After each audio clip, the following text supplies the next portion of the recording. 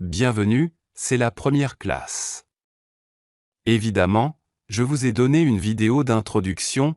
Si vous ne l'avez pas vue, allez dans la liste de lecture sur ma chaîne YouTube et regardez-la. Au moins, à mon avis, cela les aidera à définir les attentes appropriées afin qu'ils comprennent ce qui les attend ici. De plus, cela me donne l'opportunité de briser la glace et de leur montrer le contraste entre ce qu'ils peuvent et ce que je veux vraiment leur donner. Ce premier volet traitera des éléments d'un scénario opérationnel. Eh bien, dès le début, je tiens à vous faire savoir que ce sera un tutoriel principalement axé sur les contrats à terme sur indice.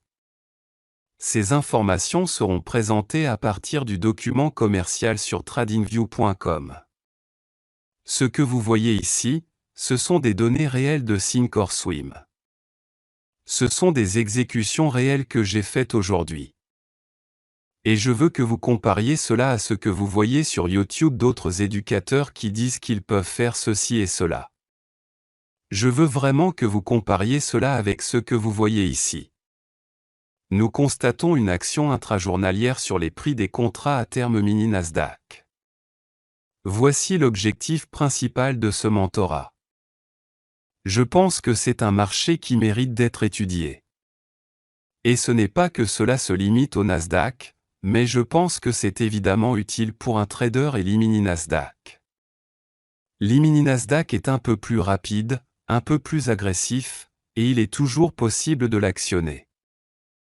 Je veux que vous réfléchissiez à ce que cela signifie de surveiller l'évolution des prix et de comprendre ce qui est probable avant qu'ils ne se produisent.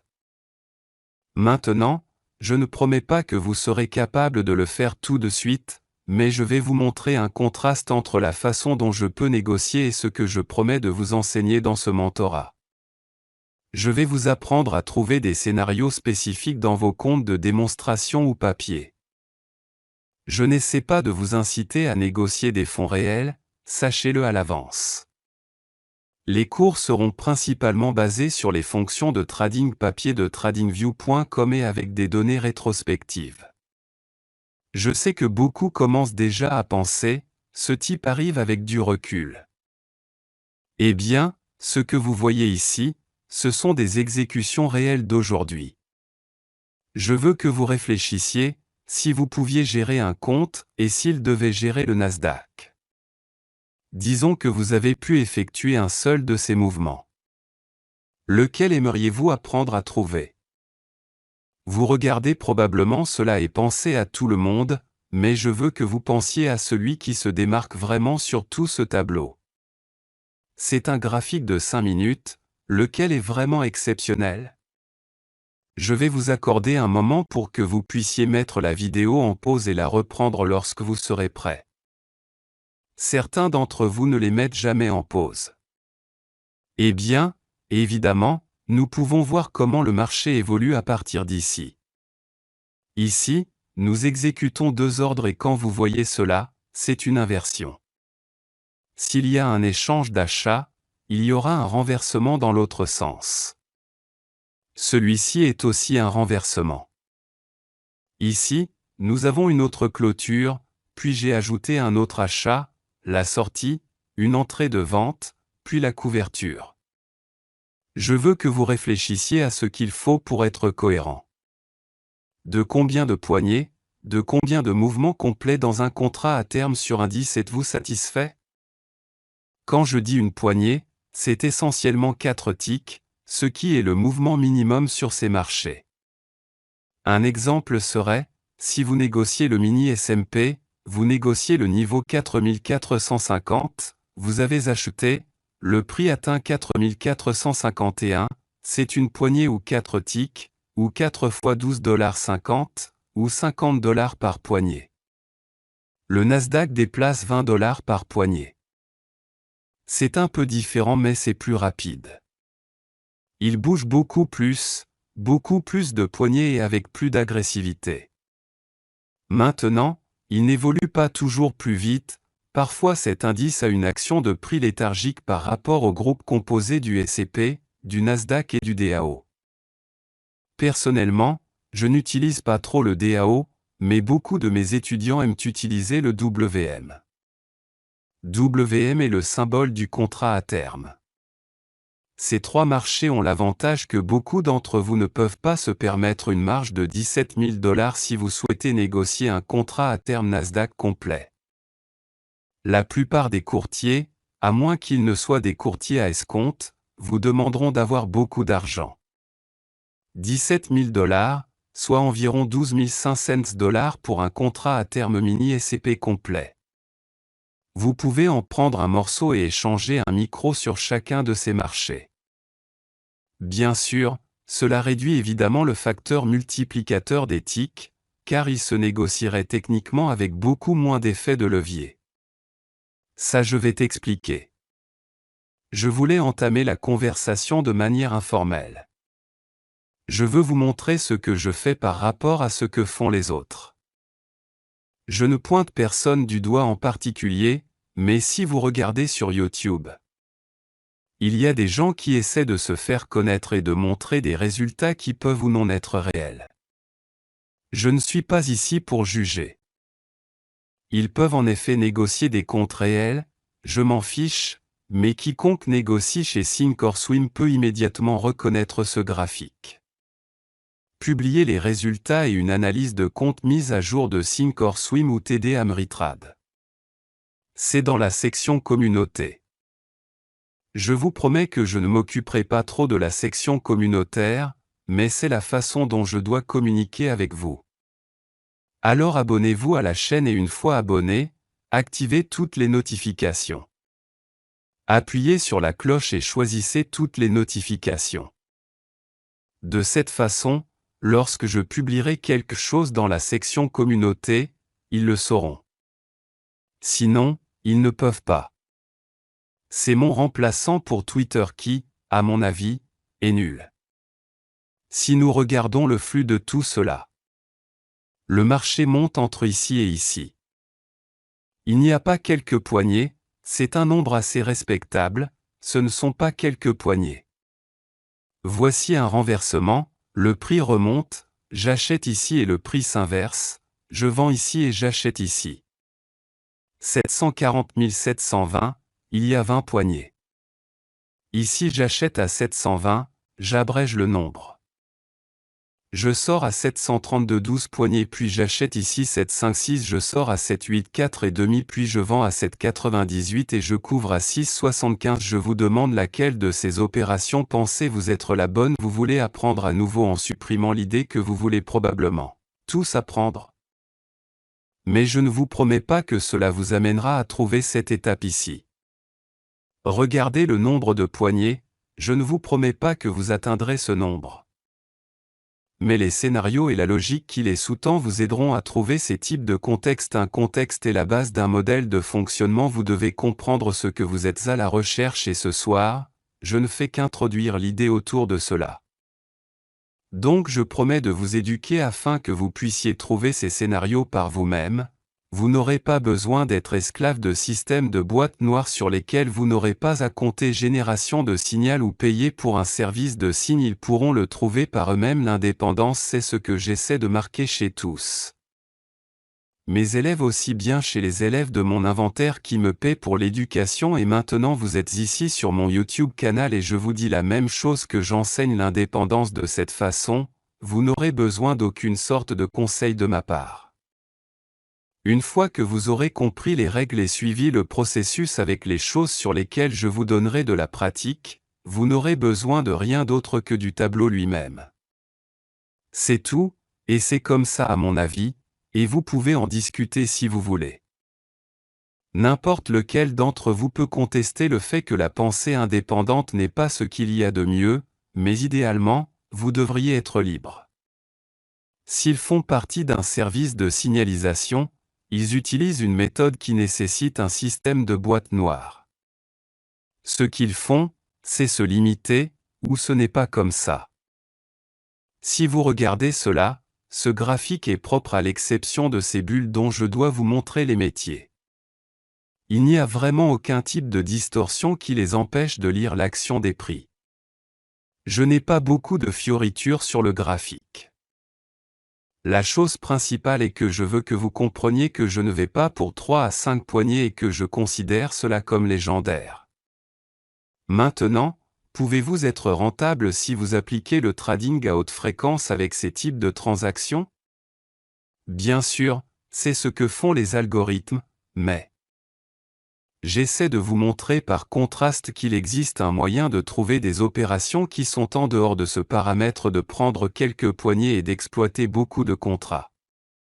Si vous regardez ceci ici, disons que ce commerce était le vôtre, vous négociez un micro-compte Nasdaq. Ces balançoires ne rapporteront pas beaucoup d'argent. Je ne gagne pas non plus une tonne d'argent sur ces balançoires, mais je suis capable de trouver ces balançoires et non pour qu'elles me donnent des incréments mineurs. Je vais vous enseigner des compétences axées principalement sur cela. Idéalement, il devrait pouvoir retrouver une bonne dynamique intrajournalière. Je ne promets pas d'acheter, vendre, acheter, vendre, acheter, vendre. C'est moi. Je ne l'enseignerai pas. Je sais que beaucoup pensent que tu es un idiot, ceci et cela. Je ne vous ai pas promis cela et c'est pourquoi je l'ai précisé dans la première vidéo d'introduction afin que vous sachiez ce que je vais vous apprendre.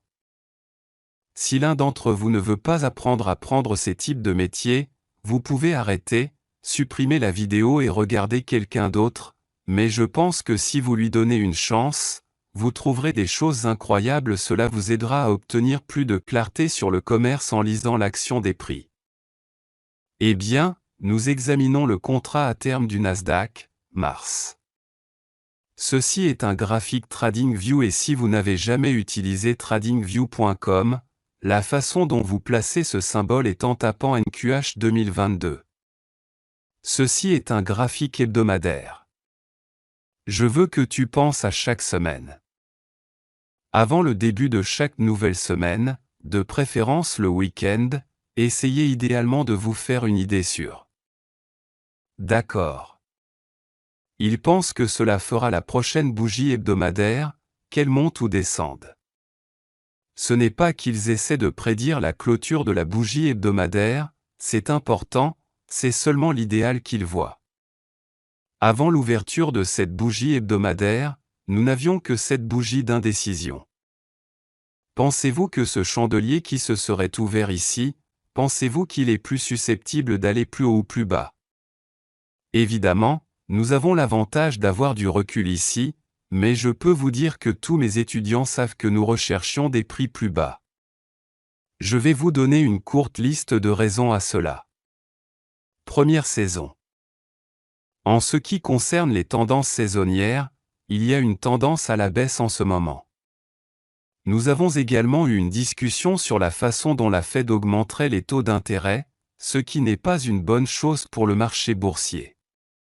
Nous sommes également dans la saison des revenus, et il y a une tonne de volatilité basée sur cela. Ces facteurs ainsi que le ton sous-jacent du marché que je vous montrerai lorsque nous arriverons au graphique journalier. Cela a ici de la force et c'est ce qui est recherché. Est-ce que je m'attendais à ce que cela se produise en seulement une semaine? Non, ce n'est pas important. Le fait est que je m'attends à ce que le chandelier hebdomadaire s'étende plus bas et aille vers ce bas ici, qu'il n'a pas encore atteint, mais je pense que c'est ce que nous chercherons le dimanche ouvert, tôt lundi, c'est-à-dire ce que je pense que tu cherches. C'est l'élément sur lequel je veux que vous vous concentriez dans votre analyse, où le marché est susceptible d'aller. Quand je dis tête, imaginez que le prix est un trombone qui reçoit une impulsion magnétique. Quel niveau de prix et quelle saison affecteront le prix? Cela entraînera le prix à se diriger vers certains niveaux. L'ampleur de la vitesse que vous devez atteindre pour atteindre ces niveaux s'apprendra avec l'expérience. Ce n'est pas quelque chose que je peux transférer, c'est quelque chose qu'ils devront pratiquer, voir, étudier, s'habituer. Chaque éducateur sait ce que je veux dire quand je dis cela. Tout étudiant qui a été enseigné avec succès par un autre éducateur peut ne pas comprendre cette expérience. Il n'y a pas d'autre moyen de définir ce qui n'est pas cela. Au début de votre développement, il est idéal que vous essayiez au moins de vous concentrer sur ou aller sur cette bougie hebdomadaire. Maintenant, voici le truc, cela peut commencer la première moitié de la semaine ou cela peut ne s'étendre qu'à la baisse pendant un jour, et s'ils ont une configuration là-bas, c'est tout. C'est ainsi que vous commencez à travailler vers la cohérence. Aucun étudiant ne devrait essayer d'échanger chaque session tous les jours, car tout ce qu'il fait est de créer l'attente qu'il pourra appliquer cela de manière rentable tous les jours et s'il parvient à réaliser un profit sur un échange perdant, il perdra la tête. Ils voudront le corriger rapidement et ils commenceront à prendre des décisions irrationnelles pour entrer dans ce cycle de perte dont j'ai tant parlé auparavant sur cette chaîne YouTube. Tout ce qu'ils recherchent, c'est un mouvement probable vers le haut ou vers le bas en fonction de la bougie hebdomadaire. C'est tout. Qui leur donne leur billet de départ pour la semaine. Sur le graphique journalier, ils recherchent des hauts et des bas de swing pour identifier la liquidité. Pour la plupart de vos échanges, les liquidités qui font monter ou descendre le marché se situent principalement sur cette période. Vraiment, la plupart de votre analyse devrait être effectuée dans ce laps de temps ici. Vous devriez avoir une idée, si vous vous attendez à ce que le chandelier hebdomadaire augmente ou diminue. Ce sera votre clôture hebdomadaire, alors vous devez aller au graphique quotidien et déterminer essentiellement où vous vous situez dans ce contexte plus large qui suppose une expansion hebdomadaire vers le haut ou vers le bas. Parce que nous recherchons des prix plus bas et une faiblesse, nous nous attendons à ce que chaque creux à court terme, ce serait le creux à court terme, ceci est en dessous de ces creux, il y aura des arrêts de vente, c'est la liquidité. Quand je dis commencer à apprendre à regarder où le marché sera attiré. Le marché sera attiré par l'une des deux choses suivantes, soit il se dirige vers un arrêt de prise, qui serait la liquidité, soit il se dirige vers un déséquilibre. Maintenant, qu'est-ce que cela signifie? Avant toute randonnée, achetez des arrêts. En dessous de tout cela, vendez des arrêts. Les déséquilibres vont quelque chose comme ça ici, alors que le haut de la barre précédente est ici, le bas de la barre suivante est ici. Nous avons une seule bougie en hausse, et il n'y avait rien en baisse pour égaler cette bougie de prix. Autrement dit, c'est un déséquilibre. Le prix ne fait qu'augmenter et nous n'avons rien d'autre à équilibrer et offrir un prix efficace au côté opposé. Maintenant, vous avez probablement entendu parler de la théorie des enchères. Et ce qu'ils disent, c'est que je parle de théorie d'enchères et ce n'est pas le cas. Tout comme vous pensez quand vous me voyez mettre un rectangle ou une boîte sur le graphique, dans cette vidéo vous en verrez un et ce n'est pas l'offre et la demande, vous verrez après l'avoir exécuté avec moi pendant quelques semaines, je verrai que c'est unique et qu'il n'y a rien qui lui ressemble. Je suis sûr que la plupart d'entre vous aimeront ce modèle. Nous recherchons des prix plus bas.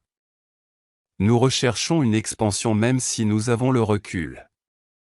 Je promets encore une fois que cela a été discuté et que nous recherchions des prix plus bas dans mon groupe de rémunération. Et si je ne l'ai pas dit, j'ai beaucoup d'étudiants qui ouvrent des chaînes YouTube, ils sont libres de dire que je suis un menteur. Nous regardons un graphique journalier, nous allons descendre au graphique horaire. Eh bien, ce que j'ai ici est un contexte à partir duquel je regarde la plage hebdomadaire sur le graphique horaire.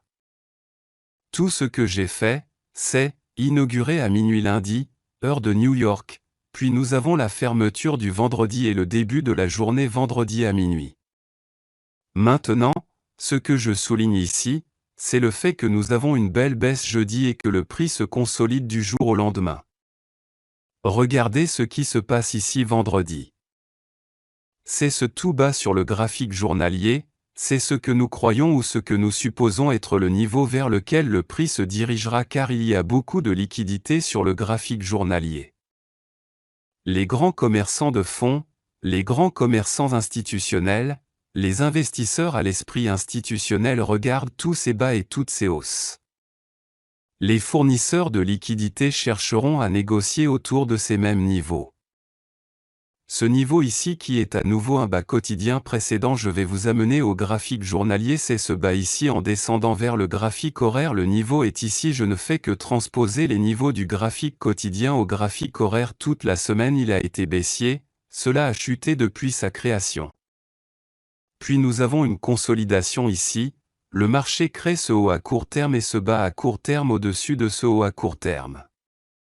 S'ils ont pris des notes et fait attention, ce sont des arrêts d'achat qui restent en dessous de ce minimum, des arrêts de vente. Regardez attentivement, le marché chute initialement et efface les arrêts de vente. Pourquoi ferait-il cela en premier? Cela incite à vendre, cela conçoit la liquidité, même avec l'idée que le marché sera poussé à ce niveau. Si cela s'est consolidé, j'aime voir ces types de mouvements où le prix baisse en premier. C'est comme un faux mouvement. Quiconque a des arrêts de vente ici et souhaite vendre de la liquidité sera introduit sur le marché. Les ventes sont entrées, puis un mouvement est lancé contre ces commerçants et contre ceux qui ont vendu à partir de ce sommet. Que font-ils? Le marché est poussé à la hausse et l'algorithme attaque ce pool de liquidité à partir des arrêts d'achat. Pourquoi voudrait-il faire cela? D'abord, ils sortent les individus qui ont vendu ici. Lorsque le prix passe au-dessus de ce maximum, les arrêts d'achat deviennent des ordres de marché qui génèrent une hausse, cela génère la volonté d'acheter à des prix élevés, ce qui est la contrepartie parfaite.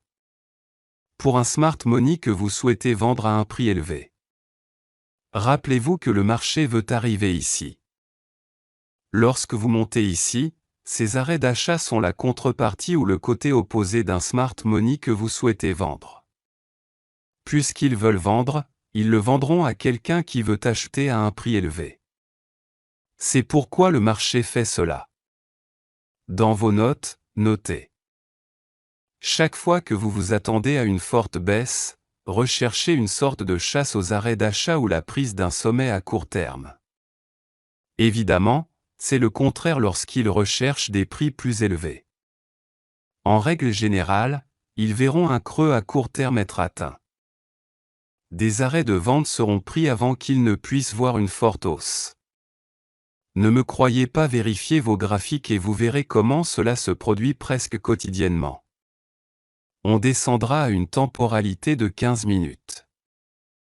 Nous avons le même niveau de tout le bas ici, ce haut que j'ai mentionné sur le graphique horaire, le bas sur le graphique horaire, qui sont maintenant définis par de petits segments de lignes. Nous avons une ligne de tendance ici et une autre ici. C'est pourquoi j'utilise des lignes de tendance, pour mettre en valeur mes élèves. Je n'ai pas ces niveaux dans mes graphiques, je vois des graphiques nus. Vous les gars, au fur et à mesure que vous vous développez, vous devriez dessiner ces niveaux sur vos graphiques car cela vous aide à avoir cette idée de l'endroit où se trouve la liquidité, vous aide à vous concentrer sur le fait qu'il est facile de regarder la formation de tous ces chandeliers si vous avez le luxe de regarder la programmation en direct et avec cela. Ils peuvent perdre la trace de l'endroit où ils se trouvent et une fois qu'ils le font, cela devient assez déroutant, cela les aide à garder le contexte frais. Qu'est-ce que je veux dire par là? Eh bien, j'ai mentionné comment le marché a chuté initialement, ce qui a entraîné les arrêts de vente et la liquidité a été attaquée du côté de la vente. Il y a des commerçants qui ont vendu un break en essayant d'être des artistes du break. L'algorithme revient ensuite à une zone où des aigus relativement égaux très propres ont été laissés. Voyez-vous ce haut juste avant la chute? C'est fondamentalement le même niveau qu'ici. Regarde ça. Les commerçants de détail voient cela et croient que c'est cela. Endurance. Les livres disent toujours, placez votre arrêt d'achat si vous allez vendre au-dessus d'un niveau de résistance clair. Eh bien, ces niveaux fonctionnent pendant une courte période de temps, la plupart du temps cela se produit. J'apprends à mes élèves à rechercher ces types d'événements parce que cela a à voir avec ce que je viens de vous dire sur la recherche de mouvements significatifs. Avant qu'il y ait un mouvement de prix significatif de toute ampleur ou degré d'importance. il y aura généralement un taux d'arrêt qui se développe juste avant le déclenchement de la livraison sur le prix et à quoi il ressemble. Ils ont des sommets relativement égaux, celui-ci et celui-ci. Le marché monte. Et lorsque nous le sommes, nous nous attendons à une baisse des prix sur le graphique hebdomadaire. Nous sommes dans le dernier jour de la semaine et il a déjà été chargé de faiblesse et tout ce qu'il a fait, c'est se consolider. La première chose que cela a fait a été de tomber en panne. Présentation des traders à découvert lors d'une cassure. Maintenant, ils ont des commerçants qui sont coincés du mauvais côté au mauvais moment et maintenant ils veulent pousser le prix là où il y a des arrêts d'achat laissés par ceux qui ont été assez intelligents pour vendre ici ou ici et ne sont pas sortis ici. Le plus grand pool de liquidité sera ici car il est en phase avec la tendance baissière. Tous ceux qui ont vendu la veille et ont vu cette forme supérieure, une fois le marché cassé ici, ont mis leur top-lot en haut ici. Je comprends s'ils sont nouveaux et je dis, eh bien, c'est facile à expliquer avec le recul. Je veux que vous alliez voir la première diapositive que je vous ai montrée, ce sont de vrais messages, c'est un vrai compte Thinkorswim. Le cabinet qui représente le courtier est celui de Charles Schwab. Je ne vous montre pas de compte, ce n'est pas du trading papier, c'était de vraies entrées, les inversions elles-mêmes étaient réelles, quelque chose de complet, mais ce que je voulais surtout vous montrer était le plus gros trade. Dans ce contexte, je vais vous montrer comment trouve-le. Dans ce pool de liquidité, une fois que cela se produit, l'idéal est qu'il descende dans des délais inférieurs pour commencer à chercher quelque chose de spécifique. Descendons dans des délais inférieurs pour voir ce que c'est. Pourquoi un graphique de 2 minutes? Eh bien, ceux de 1, 2, 3 ou 5 minutes, celui de 5 minutes a des périodes assez longues pour le développement de déséquilibre. Qu'est-ce que je veux dire avec ça? Les graphiques de 1 minute, 2 minutes et 3 minutes ont tendance à être les meilleurs pour trouver des déséquilibres d'index. Vous ne me croyez pas sur parole? Si vous recherchez des scénarios à haute fréquence au quotidien, les graphiques de 1, 2 ou 3 minutes sont les meilleurs. Ils offrent beaucoup de clarté et la raison est basée sur le fait que les algorithmes de trading à haute fréquence ne fonctionnent pas au-delà de 3 minutes. La plupart du temps ils fonctionnent sur la base d'intervalles de secondes 15 secondes 30 secondes 45 secondes 60 secondes et ce qu'ils recherchent car ces petits déséquilibres sont-ils à quoi cela ressemble-t-il? Nous avons la prise d'arrêt ici, rappelez-vous l'ancien sommet que nous avons ici, celui-ci ici, un autre ici, le prix prend cela et une fois que cela se produit dans ce laps de temps plus élevé, dans le graphique de 15 minutes, l'idéal est qu'il descende à délais inférieurs. J'utilise le graphique de 2 minutes ici parce que c'est exactement ce que j'utilisais pour trouver ce déséquilibre et négocier à partir de là. Le marché crée ici un creux à court terme, puis le brise. C'est la clé, c'est ce qu'on appelle une rupture dans la structure du marché. Maintenant, la fondation et le contexte sous-jacent reposent sur un marché qui est là. Baissier hebdomadaire, ils attendent que ce chandelier hebdomadaire se développe à la baisse. Il s'est agrandi toute la semaine. Nous avons un élan de notre côté.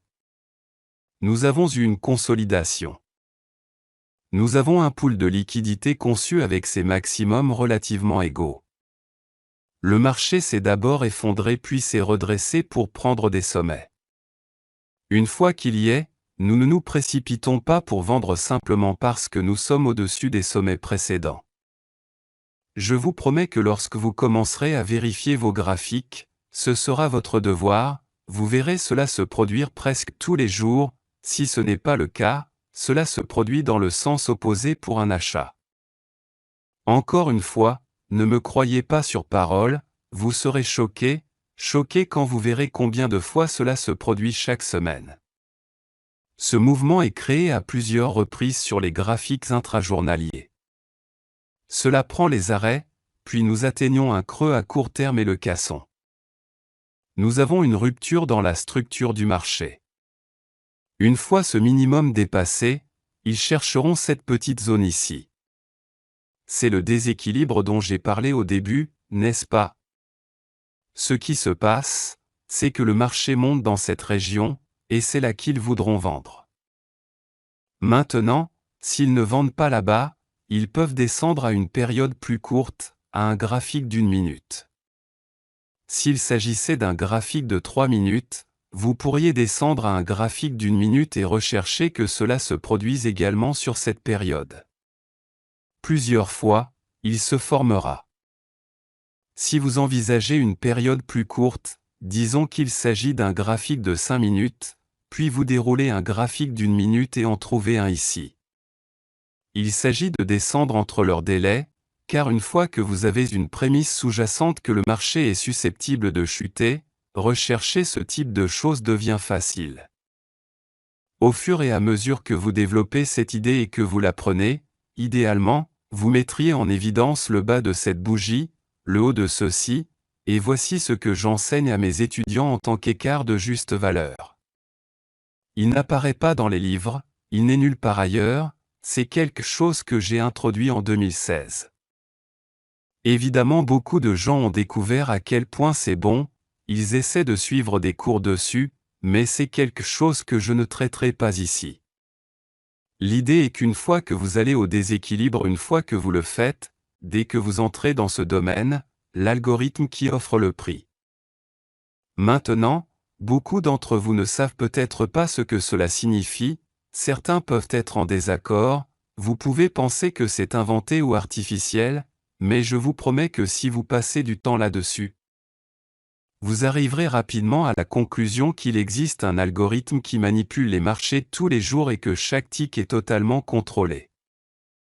Vous pourriez penser qu'il s'agit de pression d'achat et de vente, si je reviens en arrière et utilise l'analogie, cela est venu ici en premier, puis il est venu ici, certains d'entre vous peuvent argumenter et dire que c'est une pression d'achat et de vente, et non, je ne le fais pas, c'est la liquidité. Vous pouvez argumenter et dire que c'est une discussion sémantique, et non, je vous dis ce qui se passe vraiment, c'est logique, c'est comme ça que ces marchés évoluent, une fois que vous voyez ces schémas encore et encore, vous savez le rend très facile à exécuter sur eux. Mais l'impulsion de vouloir le faire la première fois qu'ils le voient, juste pour avoir vu cette vidéo. Cette envie sera quelque peu gênante pour vous. Ils devront passer un certain nombre de semaines, de mois en backtesting et il n'y a pas d'échappatoire. Ils devront le faire. Tout ensemble de compétences, tout éducateur, enseignant, système, peu importe, doit tous passer par une période de croissance où vous devrez essayer de résoudre les imperfections en vous-même. Et avec cela, j'attire votre attention sur un contexte et un cadre très spécifiques. Ils le voient? Certains d'entre vous peuvent penser que je parle trop, mais je vous apporte l'essentiel de la question. C'est à quoi ça ressemble. C'est ce qu'ils recherchent et ce sont les traces de l'installation. Cela se répète et si vous savez ce que c'est et quels sont les composants qui composent ce scénario, vous pourrez les trouver. Concentrez-vous sur le déséquilibre après la rupture de la structure. Cette grosse bougie casse le bas, regarde la prochaine bougie s'ouvre, elle monte et s'arrête juste là entre le bas de ceci et le haut de cela. Quand cette bougie s'ouvre, dès qu'elle s'ouvre et monte là, c'est une vente à laquelle vous pouvez entrer. Vendez Y maintenant haut. Placez-vous le bon stop peut être placé au-dessus de ce maximum ou au-dessus du maximum de cette bougie, quels que soient vos paramètres de risque si vous exploitez le micro, ce qui, là encore, n'accorde pas beaucoup d'argent par tick. Le multiplicateur dans ce cas est très faible. S'il négocie le contrat à terme complet, qui est plus important, si cela se déplace de 100 points, ce qui peut se produire très rapidement et peut également s'avérer assez mauvais, ils peuvent être en mesure de se permettre l'effet de levier en négociant avec un courtier à escompte. Ils peuvent peut-être se permettre cette marge initiale, mais ils n'ont peut-être pas le courage et les compétences nécessaires pour naviguer sur ce marché. C'est la seule chose que j'essaie de donner ici comme alternative car il y a tellement de gens qui promeuvent l'idée que vous pouvez utiliser des courtiers à escompte si vous savez ce que vous faites mais que vous n'avez pas besoin d'un courtier à escompte pour être rentable. En regardant de plus près, nous examinerons la logique ici. Je veux que vous réfléchissiez à la façon dont après cette forme et vous voyez que c'est un scénario idéal où votre entrée si cela commence à baisser, vous pouvez toujours entrer. Il n'y a aucune raison de penser ici vous pourriez être entré ou ici, c'est près de cette zone d'entrée. Au lieu de cela, une fois que nous avons touché le fond, une fois que cela se produit, il s'agit alors de suivre le prix et si vous essayez d'entrer, en particulier avec les ordres au marché, vous pourriez voir le prix descendre jusqu'au fond et vous pensez, je pensais qu'il va maintenant baisser. Vous passez un ordre au marché pour vendre et le glissement vous fait entrer ici. Cela crée une plus grande zone de risque pour eux et c'est quelque peu problématique. Ils doivent apprendre à tolérer la vente alors que le marché monte. C'est effrayant au début, mais une fois que vous commencez à voir ce schéma se former, il devient facile de lui faire confiance. En fait, c'est l'idéal qu'il fasse cela. Vendre. En attendant la baisse des prix juste au moment où la bougie monte. Souvent, les commerçants ne comprennent pas cela, c'était contre leur logique parce qu'ils pensent que je dois avoir une confirmation. Tous les livres disent que je dois avoir une confirmation. Cela les fait entrer en retard, c'est fait par ceux qui ne peuvent pas lire le prix, qui ne peuvent pas vraiment le suivre, et ce sont généralement des gens qui vendent avec des arrêts de vente supplémentaires. Ce sont eux qui placent les arrêts de vente en dessous du marché et pour eux, ce sont des entrées dynamiques. C'est le plus simple pour eux, sur les marchés rapides, cela fonctionne, mais s'ils ne savent pas ce qu'ils font et qu'ils essaient de le faire dans un marché qui se consolide ou s'inverse, si vous regardez ce contexte ici. Nous prenons le buy stop, ou Yavor pattern pour commencer, que rechercheriez-vous comme cible de baisse? Eh bien, je vais vous montrer la matrice de liquidité. Ça a l'air cool, ça a l'air intéressant, mais regardez ce que c'est.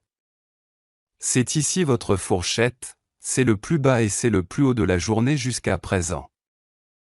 Si vous prenez cette plage et la mesurez de bas en haut pour obtenir le point qui est déterminé par un simple niveau 50 sur un Fibonacci, vous dessinez votre fib de haut en bas ou vice-versa et mettez en surbrillance votre niveau 50. Ensuite, tout ce qui est au-dessus de ce niveau 50 qui est connu d'un point de vue algorithmique comme un marché premium, ce qui signifie qu'il est cher. Désormais, les marchés peuvent passer un certain temps à prime sans faire de remise, ce qui serait inférieur au niveau de 50, 50% et peu importe. Si vous êtes baissier et que vous vendez, vous devriez idéalement regarder leur fourchette précédente et où ils se situent. Cette gamme. Lorsque cela s'est formé ici, ce petit écart de juste valeur, une fois qu'il s'est formé, ils pensent, eh bien, nous sommes à une prime, donc les algorithmes voudront aller vers une décote. C'est le côté opposé du marché. S'ils vendent ici, le marché baissera. Qu'est-ce que cela veut dire? L'algorithme commencera à offrir des prix plus bas. Tous les acheteurs du monde pourront participer. Mais si l'algorithme est dans un programme de vente et cherche à tomber, cela n'a pas d'importance. Il offrira des prix plus bas et ce qui se passera alors, c'est que les acheteurs qui peuvent entrer en influençant le volume seront expulsés. Vous vous souvenez du terme bull squeeze? Ours pressé? C'est juste une excuse pour qu'ils ne sachent pas ce que fait l'algorithme, c'est, je vous le dis, c'est ce qui se passe réellement. Le marché évolue de cette prime, de ce point d'entrée spécifique, vers un niveau inférieur au niveau 50 de cette fourchette, qui va de ce bas à ce haut. Maintenant, je veux que vous reveniez à la vidéo une fois que nous aurons terminé et que vous regardiez cette performance. Cette page où je vous ai montré mes billets sur les achats et les ventes. Regarde où je suis sorti, où je suis entré. Je veux que vous observiez ce qui était en dessous de ce niveau. de ces 50. Qu'y a-t-il là-dessous? Les ventes s'arrêtent. Pensez maintenant à quelqu'un comme vous et moi qui verrait cette entrée comme une vente idéale. Nous devons vendre pour entrer et comment sortir de cette vente? Doit-on racheter ou couvrir en achetant? Eh bien, nous trouverons des vendeurs volontaires à un prix inférieur par rapport à ce point ici. Ils sont déjà attendus et ont leurs arrêts de vente ici, juste en dessous de ce minimum. Maintenant, regardez attentivement, qu'y a-t-il d'autre en dessous de ce minimum? Ils le voient? Mettez la vidéo en pause avant que je vous la montre pour qu'elle devienne une véritable expérience, car si vous la trouvez et que je ne vous le dis pas, ça fera du bien. Juste là, il y a le déséquilibre que j'ai mentionné, nous n'avons qu'une seule bougie, le haut de la bougie précédente et le bas de la bougie suivante, cette zone juste là est un déséquilibre. De cette zone ici, le prix est tombé en dessous du niveau 50 et a atteint ses arrêts de vente. Il a également complètement fermé ce déséquilibre. Chaque point du haut de cette bougie au bas de cette fourchette que cette bougie haussière, c'est un déséquilibre biside. Il doit avoir une livraison égale pour être efficacement offert par l'algorithme. Cela descend et se ferme complètement sur un mouvement baissier. Voir que cette bougie s'ouvre et tombe. Il remplit son rôle en équilibrant le côté achat offert avec le côté vente. C'est un mouvement efficacement livré dans le prix. On voit des éléments de précision depuis l'entrée jusqu'ici. Ce qui se passe ensuite dans le reste de la journée n'a pas d'importance pour moi, même si j'ai un objectif dans cette charge quotidienne. Je ne m'attendais pas à ce que le prix se rattrape ce jour-là. Par conséquent, ne négociez plus dans le reste de la journée. Maintenant, avec le recul, j'aurais aimé en laisser une petite partie pour laisser couler, mais ça arrive, ils n'auront jamais raison sur tout le temps, tous les jours. Ils laisseront toujours quelque chose sur la table, ils entreront trop tôt, ils détiendront trop, ils n'achèteront pas assez, ils ne vendront pas assez, il y aura toujours des raisons de dire qu'ils n'ont pas fait quelque chose de bien. Ne vous culpabilisez pas pour cela. Si vous pouvez trouver des éléments répétitifs comme ceux-ci dans l'évolution des prix, seriez-vous d'accord avec moi pour dire qu'il s'agit de précision? Cette logique est ce que j'ai utilisé pour prendre cette opération, la même opération que je vous ai montré qui était la plus importante dans cet exemple dans lequel je vous ai dit, laquelle voudriez-vous prendre? Je leur donne essentiellement un guichet automatique. Ceci est répété chaque semaine. Chaque semaine. Maintenant, je veux que vous comptiez le nombre de poignées dans ce mouvement. Disons qu'ils sont bien entrés, disons 8 cents, 14 800 cents, le prix commence à baisser, il se renforce, ils décident de vendre, idéalement ils devraient obtenir ce que le prix va là-bas, mais il leur faudra du temps pour croire que disons qu'ils sont entrés à 14 800 s'ils sortent. Ici comme je l'ai fait, je suis sorti dès que le prix a atteint le haut de cette fourchette ici, c'est le haut de la fourchette.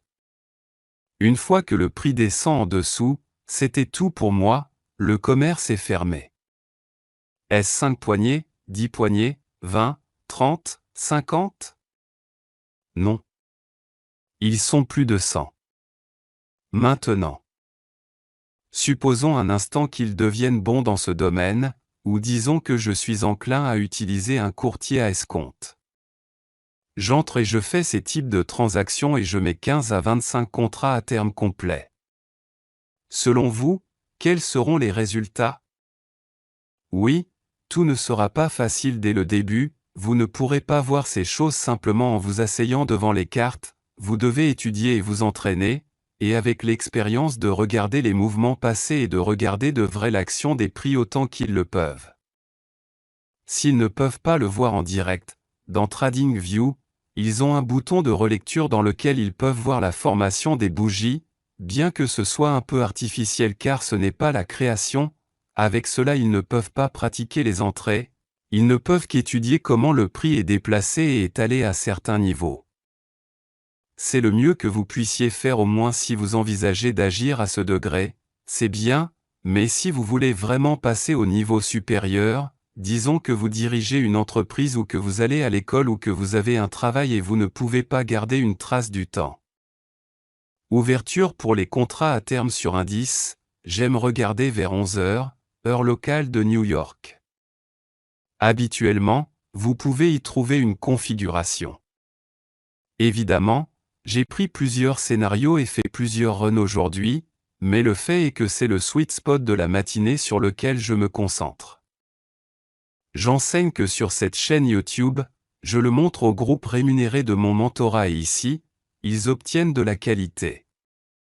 Ce ne sont pas des choses artificielles que je vous montre parce qu'elles ont fonctionné pour moi aujourd'hui. Mes élèves reconnaissent également ces choses. Ce sont de simples éléments répétitifs. Ce que vous recherchez, c'est une saisie de liquidité, des arrêts d'achat ou des arrêts de vente. Si vous êtes baissier, vous recherchez un arrêt d'achat, puis une rupture de la structure du marché à la baisse. La cassure d'un creux à court terme, voilà à quoi cela ressemble, un creux à court terme. Nous avons le haut d'une bougie, désolé une bougie plus haut à gauche avec votre bas ici, puis vous avez le bas de cette bougie et le bas de ce prochain chandelier est supérieur à celui de celui-ci. Là, vous avez la formation d'un swing bas. S'ils ont cela et qu'ils s'effondrent ensuite, si cela se produit et qu'un écart comme celui-ci se crée, c'est ce qu'ils recherchent. Quand le prix monte là-bas, ils peuvent vendre. Ou si vous souhaitez utiliser des arrêts de vente, vous pouvez utiliser un arrêt de vente sur ce chandelier ici. Ils y entreraient et utiliseraient le maximum de ce chandelier pour leur stop. C'est peut-être trop pour vous, mais j'ai mentionné que la logique autour de cela est que vous utilisez un micro. Avec un micro ce n'est pas tant que ça, ce n'est pas beaucoup d'argent, il ne risquerait pas l'équivalent d'un contrat à terme complet, ce serait quelque chose de très, très petit. Si vous recherchez ces types de scénarios et que vous êtes capable de trouver leur formation à plusieurs reprises et de les étudier, vous verrez qu'il n'est pas nécessaire de faire de petits mouvements de 5 poignées, 10 poignées, vous pouvez vivre avec ça, ne me comprenez pas faux. Je n'essaie pas de dire que les gens ne peuvent pas être rentables, mais quand ils apprennent à faire quelque chose comme ça et ont la capacité de prendre ce nombre de poignées avec une bonne gestion du capital, rien ne peut être comparé à cela. Ce sont les choses que j'utilise quand vous me voyez sur Twitter télécharger ces comptes de démonstration, c'est le type de configuration que j'ai utilisé au fur et à mesure que le compte grandissait. Pour le moment, je n'utilise pas de compte de démonstration, je vous montre le penseur-nage. Tous ceux qui connaissent Thinkorswim, voyons, quand je vous montrerai les captures d'écran, si c'était du papier commercial, Thinkorswim mettrait ça en orange. Tout ce qui apparaît sur la page est orange. Lorsqu'il s'agit d'un compte réel, il est vert. Et aussi quand il s'agit d'un compte démo, tout est démo. Ce n'est pas que je promeuve l'idée que vous allez devenir riche. Regardez, ce compte n'a pas explosé, il n'a pas atteint 1 million de dollars, c'est parce que ce mentorat est conçu pour vous inspirer à apprendre une compétence que si vous déterminez qu'elle est utile.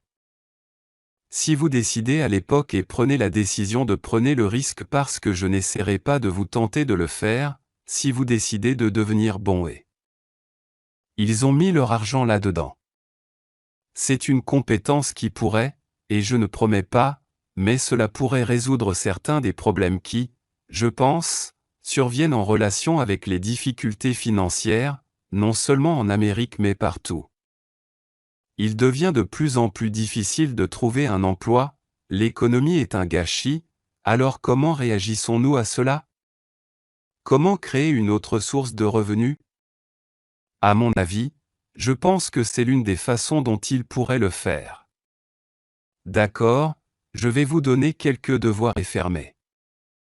Je veux que vous passiez en revue tous les graphiques à terme mini, tout comme je vous l'ai montré ici avec ces délais. Revoyez la présentation et voyez les délais que je vous ai donnés, écoutez les commentaires que je vous ai donnés. C'est suffisant. En fait, je leur ai trop donné. Cela peut vous dérouter si vous êtes nouveau pour moi ou si